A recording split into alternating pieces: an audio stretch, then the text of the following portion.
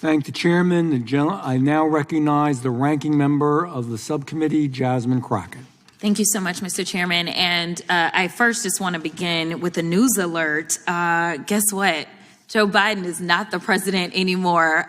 So maybe we can move on. Maybe we can move into the present, because it seems like we are living in the past. And listen, these are not the good old days, you know, like you used to sit around and your grandparents would talk to you about what used to happen. What we need to be talking about is how we are going to legislate, because I think that some of my colleagues have confused what our jobs are. And I get that we're sitting in judiciary. And so it may seem as if we are here to be litigators, but we are here to be legislators, which means that we are supposed to be writing laws, not trying to have our own trials and determine whether or not something is true or not, or whatever the case is, or who should be sued, who shouldn't be sued.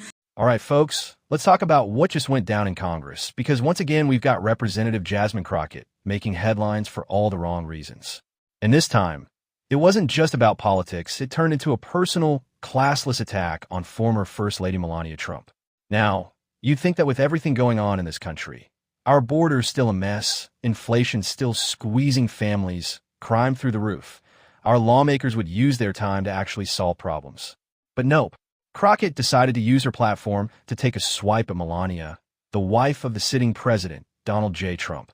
And yes, Melania has since filed a lawsuit over it, which tells you just how serious and nasty this got. All I know is that a great American hero, a good senator out of New Jersey, said something to the effect yesterday as he was shattering the record for holding the floor, a record that had been held by another racist in this country. As he shattered that, he said something about the fact that this should not be about left versus right. It should be about right versus wrong. And I am going to tell you that I want us to focus on right versus wrong. The reason that we are struggling right now in this country as it relates to people not trusting agencies, honestly, a lot of it is because of elected leaders.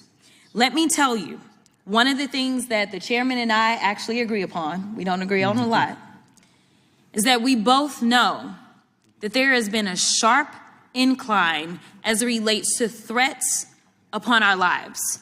Regardless of what side of the aisle you sit on, we both know and agree that as sitting members of Congress, we both are enduring more death threats than anybody should in this country. And I believe that it is because of the divisive rhetoric, and it is because of the selective enforcement of things. And so when we have, and I'm gonna be clear, because I had remarks and I'm going a whole other way. To have the sitting attorney general go on, and I'm gonna call it faux news. I know some of y'all love it, but it's fake to me. To have her go on Fox News and to then decide that she wanted to send a threat to me, it was wrong.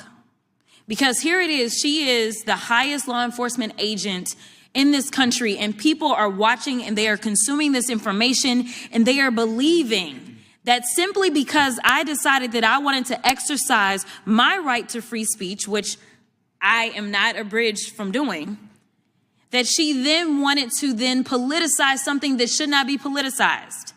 I don't like Elon Musk. I'm going to say it 50,000 times. I don't like him. I don't like that he going out there and he firing people. I think that he's a crook, because somehow the rest of us can't sit around and get whatever federal contracts we want. The rest of us can't sit around and get law enforcement and get them somehow ordained as federal law enforcement to protect him. The rest of us can't get our dealerships protected by the federal government. That is somebody that is operating above the law. For whatever reason, just because he has a lot of money, more money than everybody else. And yes, I am happy to see that on my birthday, which is what I said, there were peaceful protests around this world against him, because he is a problem. And so you never should have somebody that is sitting that high and is going to sit up here and threaten a sitting member of Congress when she knew good and well, if she watched the entire thing, that I specifically told protesters to make sure you consult with lawyers, just like I've told protesters over and over and over in the history of me advising people to go out and exercise their constitutional right. The fact that there are other sitting members that have received letters of threat from this new DOJ tells me that they are about retribution and they are not about following the law. The reason that our party, or I won't even say our party, our country is torn apart is because we can't even agree on right versus wrong. This should not be left versus right. The only thing that we're asking is that we have law enforcement that will show up when there is an actual crime. If somebody calls and says, hey, I need you to investigate this cyber crime, or I need you to investigate this child pornography, or I need you to investigate this robbery, then we want somebody to show up, and we don't want them to look at us and act as if just because I'm black or because I'm woman, that I am not worthy of having that case investigated, because we have an administration that is continuously railing against diversity, equity, and inclusion, or we don't need people that show up that feel like diversity should not be valued. That is why we should have somebody that may show up and looks like me. The final thing that I'll say, because you've been gracious, is this. When I first became a public defender, I had no criminal defense experience. And I walked in and I told my boss, Charlie, I said, listen, you should hire me. He said, why? I said, because I'm black. Charlie looked at me like I was crazy. And I said, let me tell you something. When I walk in, I'm going to walk in with a level of rapport and understanding that maybe some of my other colleagues will not. Charlie offered me my job, and I worked my butt off, and I worked really, really hard for all of my clients, not just those that look like me, and that is what it looks like to serve. Thank you. Now, here's what's interesting. Crockett complained about divisive rhetoric fueling threats against politicians. But what does she do? She adds more fuel to the fire. She demonizes Fox News. She trashes Elon Musk, and then she decides to attack Melania Trump, someone who has absolutely nothing to do with her policy complaints. If that's not divisive rhetoric, then what is? And honestly, good for Melania for standing up for herself.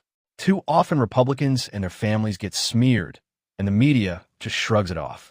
But filing a lawsuit sends a message. You don't get to take cheap shots without consequences. If Democrats want to cry about threats and rhetoric, maybe they should start by policing their own mouths. At the end of the day, this was another example of why so many Americans are sick of Congress. We don't elect people to make personal attacks and act like Twitter trolls. We elect them to govern. Crockett says she wants to legislate, then maybe she should stop hurling insults and start working on laws that actually make life better for Americans. But hey, that's just my take. What do you think? Was Melania right to push back with a lawsuit? Or should she have ignored it and let Crockett's words fade into the background? Drop a comment below. Let's talk about it. And if you're as tired of these classless attacks as I am, make sure to hit that like button, share this video, and subscribe so we can keep calling this stuff out. Because let's be real, if we don't hold them accountable, nobody else will.